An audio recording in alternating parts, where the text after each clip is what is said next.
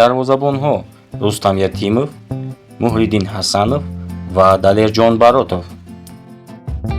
ҳимоятгарон Зоир Ҷурабоев, Табрез Исломов, Ваҳдат Ҳаннонов, Манучер Сафаров, Меҳрубон Каримов, Содиқҷон Қурбонов, Аҳтам Назаров ва Раҳматшоҳӣ Раҳматзода. нимҳимоятгарон Парвизҷон Умарбоев, Амирбек Ҷурабоев, Алишер Шукуров, Эҳсони Панҷшанбе, Ҳамадонӣ Камолов, Фатҳулло Олимзода, Шарафҷон Солеҳов ва Абубакр Сулаймонов. ҳамлаварон Шаҳром Самиев, Рустам Соиров, Шервонӣ Мабадшоев ва Нуриддин Ҳамрохулов. сармураббии даста мутахассиси гурҷӣ Гела Шикиладзе.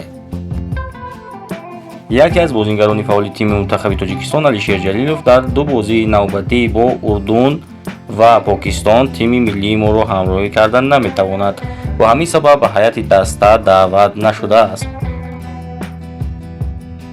ёдовар мешавем ки тими мунтахаби Тоҷикистон дар бозиҳои интихобии ҷоми ҷаҳон дар гурӯҳи Ҷ бо дастаҳои Арабистони Саудӣ, Урдун ва Покистон рақобат мекунад.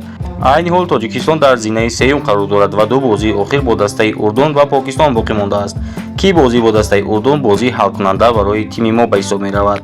бозӣ бо дастаи Урдун рӯзи 6 июн соати 22:30 ба вақти душанбе дар варзишгоҳи байналмилалӣ Амон сурат мегирад. бозии дигар бо Покистон бошад рӯзи 11 июн дар шаҳри Душанбе дар варзишгоҳи марказӣ доир мегардад.